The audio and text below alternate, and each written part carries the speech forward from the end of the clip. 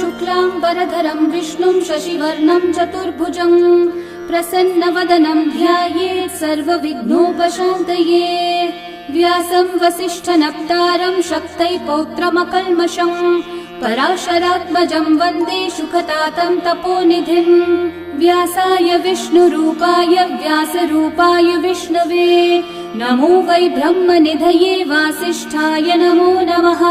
अविकाराय शुद्धाय नित्याय परमात्मने सदैकरूपरूपाय विष्णवे सर्वजिष्णवे। यस्य स्मरणमात्रेण जन्म संसारबन्धनात् विमुच्यते नमस्तस्मै विष्णवे प्रभविष्णवे। ॐ नमो विष्णवे प्रभविष्णवे।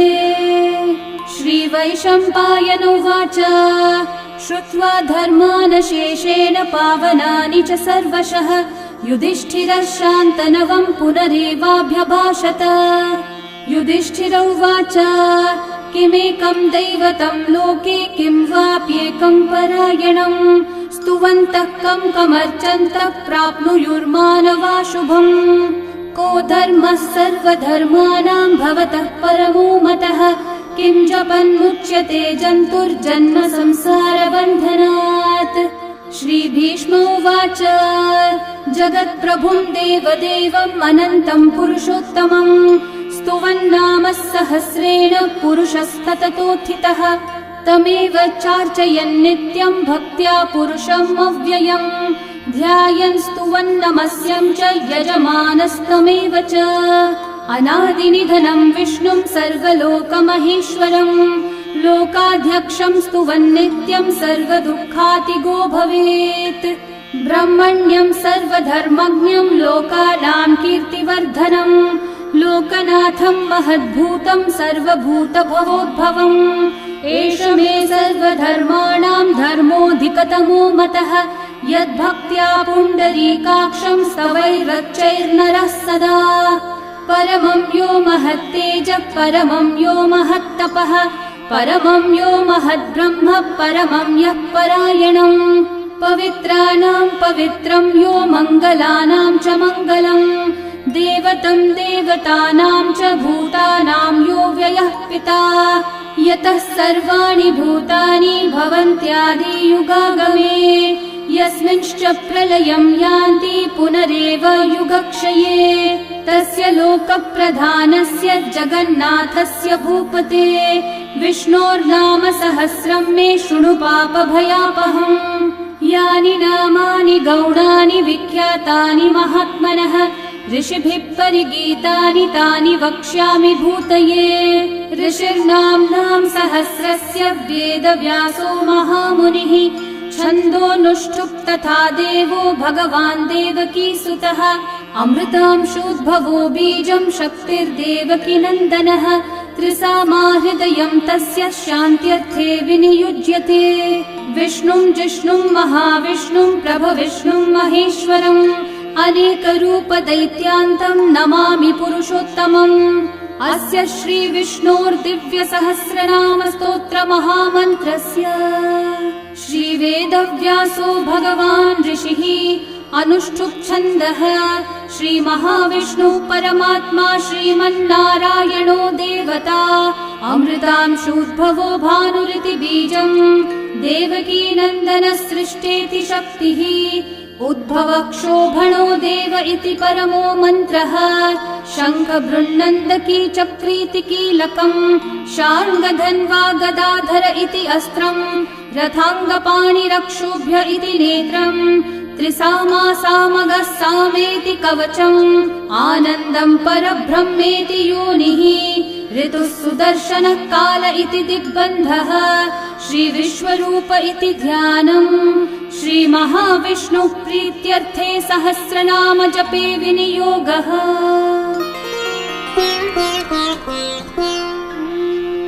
ध्यानम् क्षीरोधन्वत् प्रदेशे शुचिमणिविलसत्सैकते मौक्तिकानाम् माला क्लृप्तासनस्थस्फटिकमणिनिभैर्मौक्तिकैर्मण्डिताङ्गः शुभ्रैरभ्रैरतभ्रैरुपरि विरचितैर्मुक्तपीयूषवर्षैः आनन्देन पुनीयादरिनलिनगदा शङ्खपाणिर्मुकुन्दः भुः पादौ यस्य नाभिर्वियदसुरनिलश्चन्द्रसूर्यौ च नेत्रे कर्णावाशाशिरौ द्योर्मुखमपि दहनो यस्य वास्तेयमब्धिः अन्तस्थं यस्य विश्वं सुरनरखगो भोगि गन्धर्वदैत्यैः चित्रं रम्यते तं त्रिभुवन विपुषं विष्णुमीशं नमामि। ॐ नमो भगवते वासुदेवाय।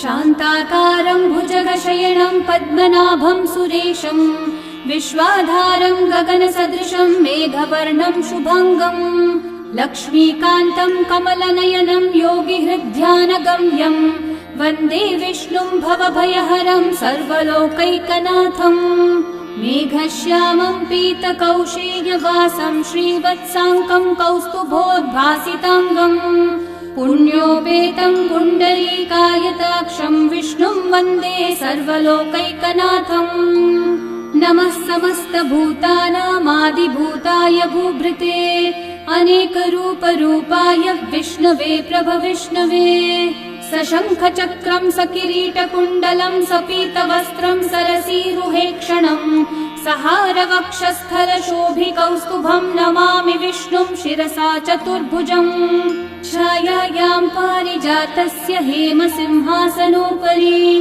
आसीनमम्बुदश्याममायताक्षम् अलङ्कृतम् चन्द्राननं चतुर्बाहुं श्रीवत्साङ्कितवक्षसं रुक्मिणी सत्यभामाभ्यां सहितं कृष्णमाश्रये। ॐ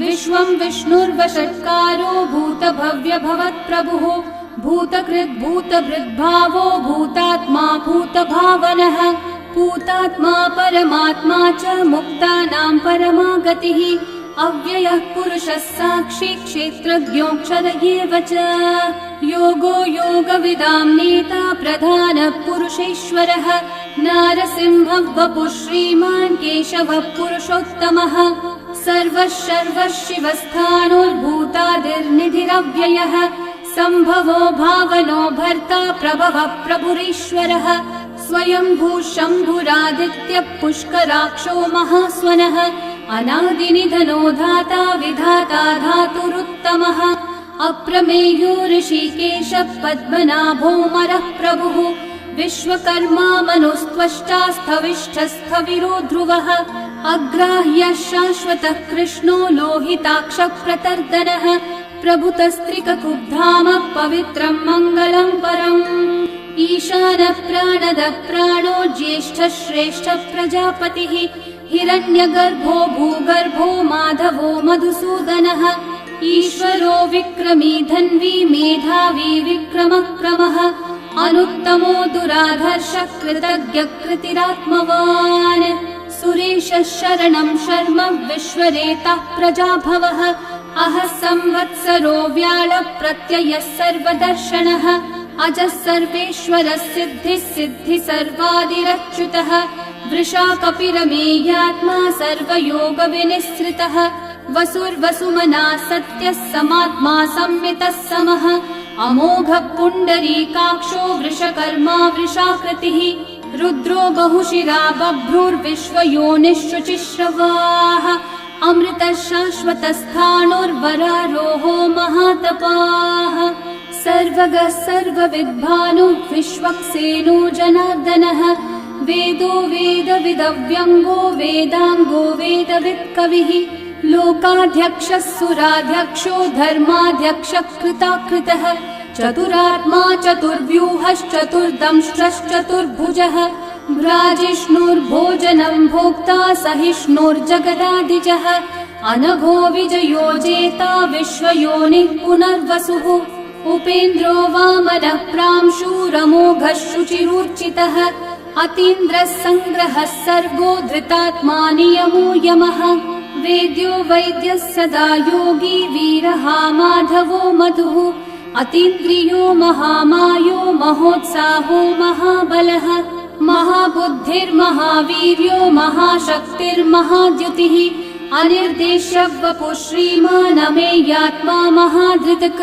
महेश्वासो महीभर्ता श्रीनिवासः सतां गतिः अनिरुद्धः सुरानन्दो गोविन्दो गोविदाम्पतिः मरीचिर्दमनोहंसः सुपर्णो भुजगोत्तमः हिरण्यनाभः सुतपः पद्मनाभः प्रजापतिः अमृत्युः सर्वदृक्सिंहः सन्धाता सन्धिमान् स्थिरः अजो दुर्मशनः शास्ता विश्रुतात्मा सुरारिः गुरुर्गुरुतमो धामः सत्यः सत्यः पराक्रमः निमिषो निमिषस्रग्वी वाचस्पतिरुदारधीः अग्रणीर्ग्रामणी श्रीमान् न्यायो नेता समीरणः सहस्रमूर्धा विश्वात्मा सहस्राक्षः सहस्रपात् आवर्तनो निवृत्तात्मा संवृतः सम्प्रमर्दनः अहः संवर्तको वह्निरनिलो धरणीधरः सुप्रसादः प्रसन्नात्मा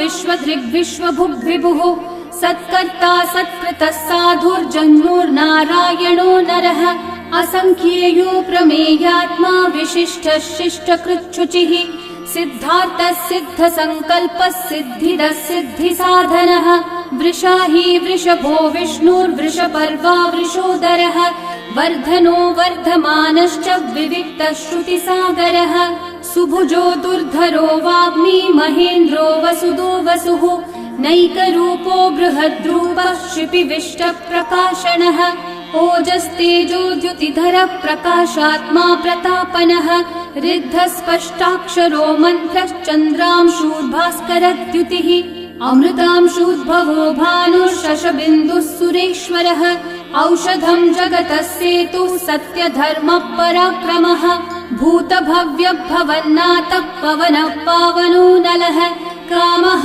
कामकृत्कान्तः कामः कामप्रदः प्रभुः युगादिकृद्युगावर्तो नैकमायो महाशनः अदृश्यो व्यक्तरूपश्च सहस्रजिदनन्तजित् इष्टो विशिष्टशिष्टेष्ठः शिखण्डी नहुषो वृषः क्रोधः क्रोधकृत्कर्ता विश्वबाहुर्महीधरः अच्युतः प्रथितः प्राणः प्राणदो वासवानुजः अपान्निधिरधिष्ठानम् अप्रमत्तः प्रतिष्ठितः स्कन्दस्कन्दद्धरो धुर्यो वरदो वायुवाहनः वासुदेवो बृहद्भानुरादिदेवः पुरन्दरः अशोकस्थारणस्थारः शूरः शौरिर्जनेश्वरः अनुकूलः शतावर्तः पद्मी पद्मनिभीक्षणः पद्मनाभोरविन्दाक्षः पद्मगर्भः शरीरभृत् महर्धिरिग्धो वृद्धात्मा महाक्षो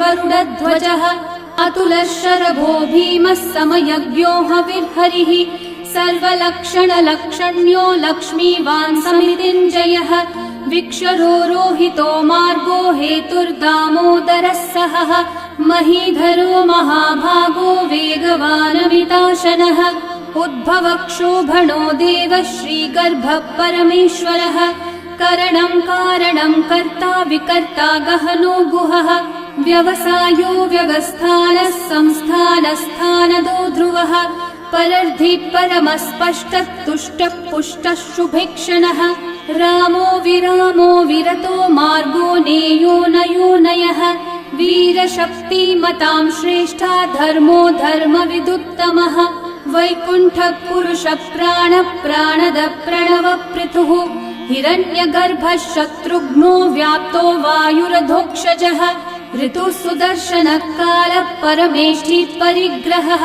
उग्रः संवत्सरो दक्षो विश्रामो विश्वदक्षिणः विस्तारस्थावरस्थाणुः प्रमाणं बीजमव्ययम् अर्थोऽनर्थो महाकोशो महाभोगो महाधनः अनिर्विण्णस्थविष्ठो भूर्धर्मयूपो महामखः नक्षत्रनेमिर्नक्षत्री क्षामः समीहनः यज्ञयुज्यो महेज्यश्च क्रतुः सत्रं सताङ्गतिः सर्वदर्शी विमुक्तात्मा सर्वज्ञो ज्ञानमुत्तमम् सुव्रतः सुमुखः सूक्ष्मः सुघोषः सुखदः सुहृत् मनोहरोजितक्रोधो वीरबाहुर्विदारणः स्वापनः स्ववशो व्यापी नैकात्मा नैककर्मकृत् वत्सरो वत्सलो वत्सी रत्नगर्भो धनेश्वरः धर्मकृद्धर्मी सदसक्षरमक्षरम् अविज्ञाता सहस्रांशूर्विधाता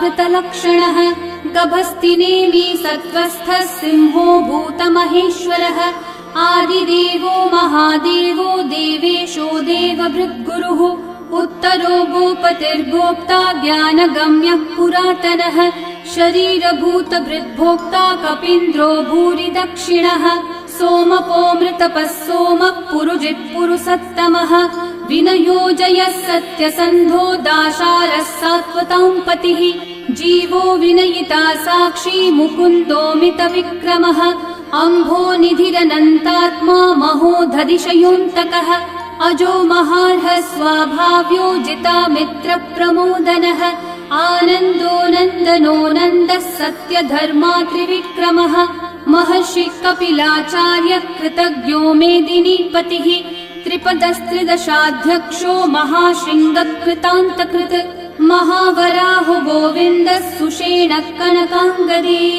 गुह्यो गभीरो गहनो गुप्तश्चक्रगदाधरः वेधास्वाङ्गोचितः कृष्णो दृढसङ्कर्षणोच्युतः वरुणो वारुणो वृक्षः पुष्कराक्षो महामनाः भगवान् भगहानन्दी वनमाली हलायुधः आदित्यो ज्योतिरादित्यः सहिष्णुर्गतिसत्तमः सुधन्वाखण्ड परशुर्दारुणो द्रविणप्रदः दिवस्पृक् सर्वदृग्व्यासो वाचस्पतिरयो निजः त्रिसामासामगः सामन्निर्वाणम् भेषजम्भिषक् सन्न्यासकृच्छमः शान्तो निष्ठा शान्तिपरायणम् शुभाङ्गः शान्तिदः सृष्टा कुमुदः कुवलेशयः गोहितो गोपतिर्गोप्ता वृषभाक्षो वृषप्रियः अनिवर्ती निवृत्तात्मा संक्षेप्ताक्षेमकृच्छिवः श्रीवत्सवक्षा श्रीवासः श्रीपतिः श्रीमतांवरः श्रीधः श्रीशः श्रीनिवासः श्रीनिधिः श्रीविभावनः श्रीधरः श्रीकरः श्रेयः श्रीमान् लोकत्रयाश्रयः स्वक्षः स्वङ्गः शतानन्दो नन्दिर्ज्योतिर्गणेश्वरः विजितात्मा विधेयात्मा सत्कीर्तिश्चिन्न संशयः उदीर्णः सर्वतश्चक्षुरनीशः शाश्वतस्थिरः भूषयो भूषणो भूतिर्विशोकः शोकनाशनः अर्चिष्मान् अर्चितः कुम्भो विशुद्धात्मा विशोधनः अनिरुद्धो प्रतिरथ प्रद्युम्नोमितविक्रमः कालनेमी निहावीरः शौरी शूरजनेश्वरः त्रिलोकात्मा त्रिलोकेशः केशवः केशिहा हरिः कामदेवः कामपालः कामिकान्तकृतागमः अनिर्देश्य वपुर्विष्णु वीरोऽनन्तो धनञ्जयः ब्रह्मण्यो ब्रह्मकृद् ब्रह्मा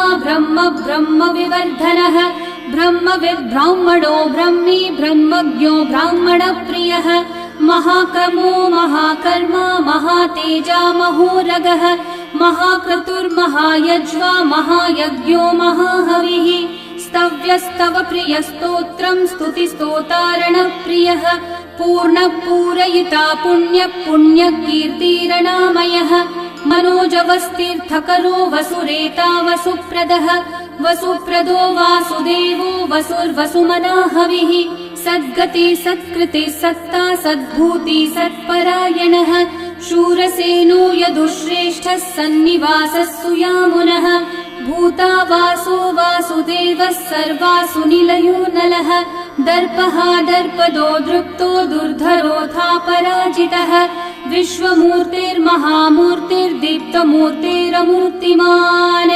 अनेकमूर्तिरव्यक्तः शतमूर्तिः शताननः एकोनैकः स वः किं यतत्पदमनुत्तमम् लोकबन्धुर्लोकनाथो माधवो भक्तवत्सलः सुवर्णवर्णो हेमाङ्गो वराङ्गश्चन्दनाङ्गदे वीरः विषमः शून्यो घृताशीरशलश्चलः अमानी मानदो मान्यो लोकस्वामी त्रिलोकधृक् सुमेधामेधजो धन्यः सत्यमेधाधराधरः तेजो वृषो द्युतिधरः सर्वशस्त्रभृताम्बरः प्रग्रहो निग्रहो व्यग्रो नैकः शृङ्गो गदाग्रजः चतुर्मूर्तिश्चतुर्बाहुश्चतुर्व्यूहश्चतुर्गतिः चतुरात्मा चतुर्भावश्चतुर्वेदविदेकपात् समावर्तो निर्वृत्तात्मा दुर्जयो दुरतिक्रमः दुर्लभो दुर्गमो दुर्गो दुरावासो दुरारिहा शुभाङ्गो लोकसारङ्गः सुतन्तुस्तन्तुवर्धनः इन्द्रकर्मा महाकर्मा कृतकर्मा कृतागमः उद्भवः सुन्दर सुन्दो रत्ननाभः सुलोचनः अर्को वाजः सनः शृङ्गी जयन्तः सर्वविजयी सुवर्णबिन्दु रक्षोभ्यः सर्ववागीश्वरेश्वरः महाहृदो महागर्तो महाभूतो महानिधिः कुमुदः कुन्दरः कुन्दः पर्जन्यः पावनो निलः अमृताशोऽमृतवपुः सर्वज्ञः सर्वतोमुखः सुलभः सुव्रतः सिद्धः शत्रुजिच्छत्रुतापनः न्यग्रोधोदम्बरोऽश्वत्थः चाणूर्रान्ध्रनिषूदनः सहस्रार्चिः सप्तजिह्वा सप्तैधा सप्तवाहनः अमूर्तिरनघोचिन्त्यो भयकृद्भयनाशनः अनुर्बृहत्कृशस्थूलो गुणभृन्निर्गुणो महान् अधृतः स्वधृतः स्वास्य प्राग्वंशो वंशवर्धनः भारभृत्कथितो योगी योगीशः सर्वकामदः आश्रमः श्रमणः श्रामः सुपर्णो वायुवाहनः धनुर्धरो धनुर्वेदो दण्डो दमयिता दमः अपराजितः सर्वसहो नियन्ता नियमो यमः सत्त्ववान् सात्विकः सत्यः सत्यधर्मपरायणः अभिप्राय प्रियार्होर्ह प्रियकृत्प्रीतिवर्धनः विहाय स गतिर्ज्योतिः सुरचिर्हुतभुक् विभुः रविर्विरोचनः सूर्यः सविता रविलोचनः अनन्तो हुतभुग्भोक्ता सुखदो नैकजोऽग्रजः अनिर्विण्णः सदा मर्षि लोकाधिष्ठानमद्भुतः सनात् सनातनतमः कपिलः कपिरव्ययः स्वस्तिदः स्वस्तिकृत् स्वस्ति स्वस्ति भुक् स्वस्ति दक्षिणः अरौद्रः कुण्डली चक्री विक्रम यूर्जितशासनः शब्दातिगः शब्दसः शिशिरः शर्वरीकरः अक्रूरः पेशलो दक्षो दक्षिणः क्षमिनाम्बरः विद्वत्तमो वीतभयः पुण्यश्रवणकीर्तनः उत्तारणो दुष्कृतिः पुण्यो दुःस्वप्ननाशनः वीरः रक्षणः सन्तो जीवनः पर्यवस्थितः अनन्तरूपोऽनन्तः श्रीर्जितमन्युर्भयापहः चतुर्रश्रो गभीरात्मा विदिशो व्यादिशो दिशः अनादिर्भूर्भुवो लक्ष्मी सुवीरो रुचिराङ्गदः जननो जनजन्मादि भीमो भीमपराक्रमः आधारनिलयो धाता पुष्पहासप्रजागरः ऊर्ध्वगः सत्पथाचारः प्राणदः प्रणवप्पणः प्रमाणं प्राणनिलयं प्राणभृत् प्राणजीवनः तत्त्वं तत्त्वविदेकात्मा जन्म मृत्युजरातिगः भूर्भुवः स्वस्तरुस्तारः सविता प्रपितामहः यज्ञो यज्ञपतिर्यज्वा यज्ञाङ्गो यज्ञवाहनः यज्ञभृद्यज्ञभृद्यज्ञी यज्ञभुग्यज्ञसाधनः यज्ञातकृद्यज्ञगुह्यामन्नमन्नादयेव च आत्मयोनिः स्वयं जातो वैखानः सामगायनः देवकीनन्दनः सृष्टा शितीशः पापनाशनः शङ्खवृन्नन्दकी चक्री शार्ङ्गधन्वा गदाधरः रथाङ्गपाणिरक्षोभ्यः सर्वप्रहरणायुधः सर्वप्रहरणायुध ॐ नम इति वनमाली गदी शार्ङ्गी शङ्खी चक्री च नन्दकी श्रीमान्नारायणो विष्णुर्वासुदेवोऽभिरक्षतु वनमाली गदी शार्ङ्गी शङ्खी चक्री च नन्दकी श्रीमान्नारायणो विष्णुर्वासुदेवोऽभिरक्षतु वनमाली गदी शार्ङ्गी शङ्खी चक्री च नन्दकी श्रीमान्नारायणो विष्णुर्वासुदेवोऽभिरक्षतु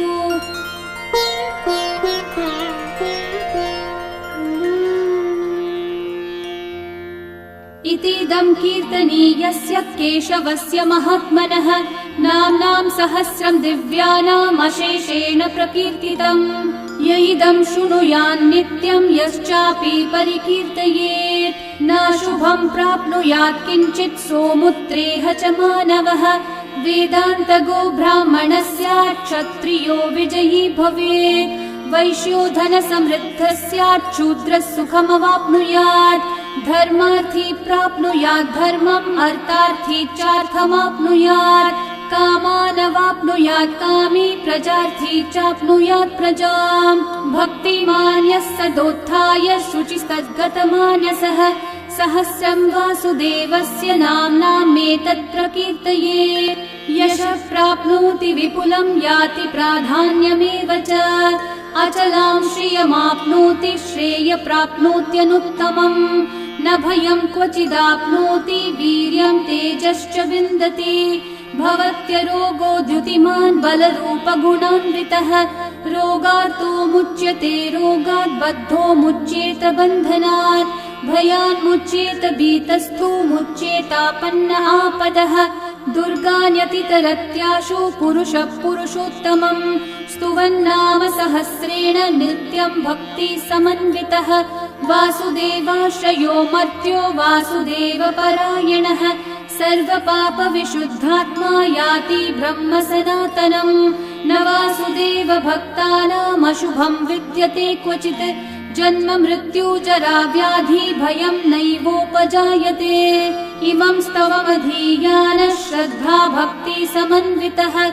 युज्येतात्मसुखः शान्ति श्रीधृति स्मृतिकीर्तिभिः। न क्रोधो न च मात्सर्यं न लोभो नाशुभा मतिः। भवन्ति कृतपुण्यानां भक्तानां पुरुषोत्तमे। द्यौसचन्द्रार्कनक्षत्राखं दिशो भूर्महो दधिः।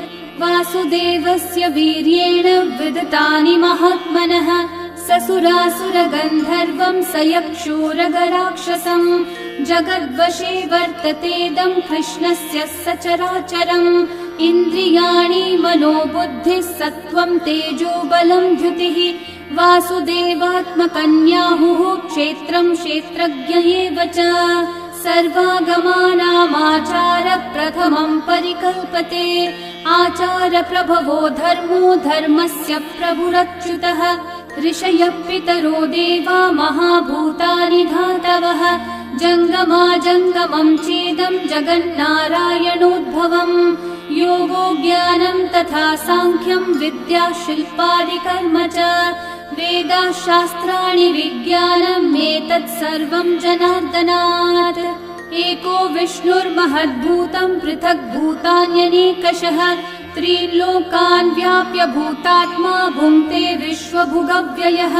इमं स्तवं भगवतो विष्णोर्व्यासेन कीर्तितम्। पठ्येद्य इच्छेत् पुरुषः श्रेय प्राप्तुं सुखानि च। विश्वेश्वरमजं देवं जगतः प्रभुमव्ययम्। भजन्ति ये पुष्कराक्षं न ते यान्ति पराभवम्। न ते यान्ति पराभवम्। ॐ नमः इति। अर्जुनोवाच पद्मपत्र विशालाक्ष पद्मनाभः सुरोत्तम।